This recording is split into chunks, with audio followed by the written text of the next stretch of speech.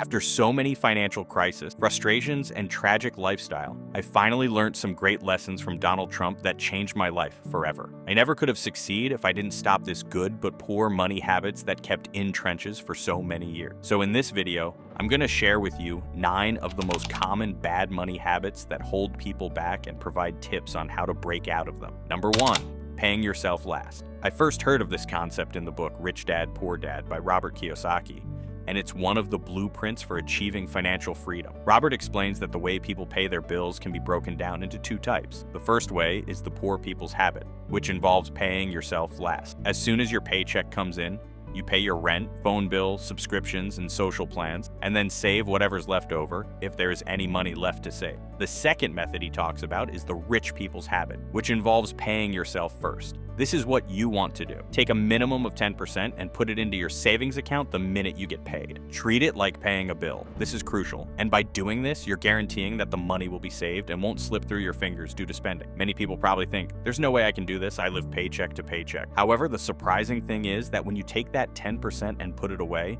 your mind will think of ways to structure your spending and finances to last the whole month, and you won't even realize you're saving in the background. People often don't realize how much they're spending on bills, buying new things, and going on weekend getaways, and then saving whatever's left. However, this is a backwards mentality. The key is to pay yourself first instead of making others richer by buying their products before paying yourself. The second bad money habit is getting comfortable with bad debt. These days, debt seems to be the norm. People use debt to buy even the smallest thing, presents and clothes. I have a straightforward rule. Unless I can afford to pay for something outright in cash, I shouldn't be buying it with any form of debt. Remember, credit card companies want you to be bad with your finances because that's how they make money. The average credit card interest rate is 22%, which cancels out any benefits and rewards these companies offer if you're not able to pay them off in time. The third bad money habit is not having a stockpile. This ties into point number 1, which is about paying yourself first.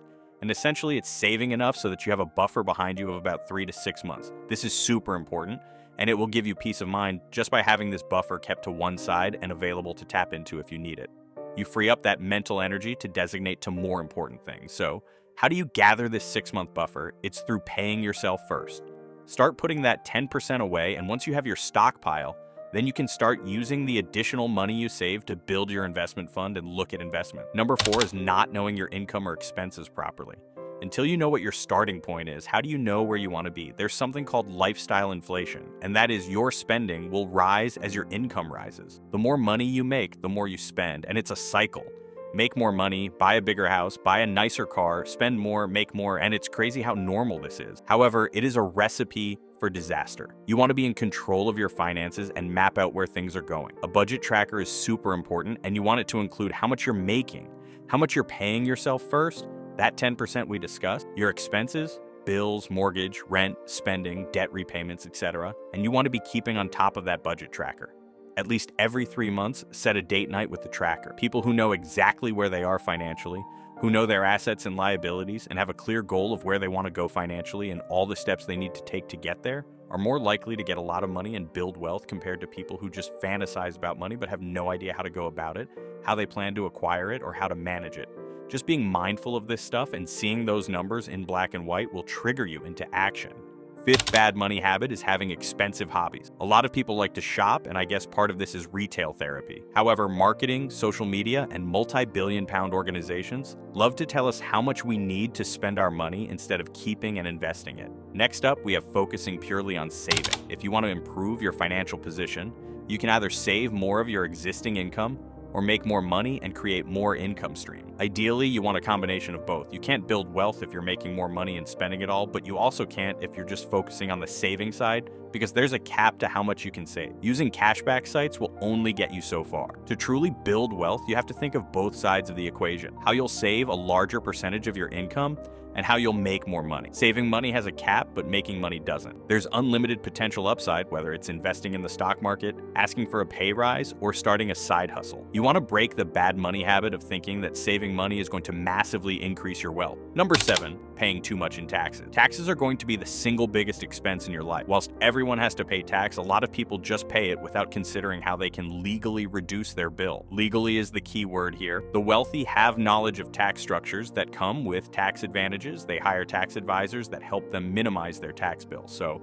If you want to get one step ahead, one of the best ways to increase your wealth is to understand tax rules in a way that stacks up in your favor. For example, investing through an ISA or a Roth IRA, which is an investment account that shelters your dividends and profits from taxes, or operating under a business instead of an individual.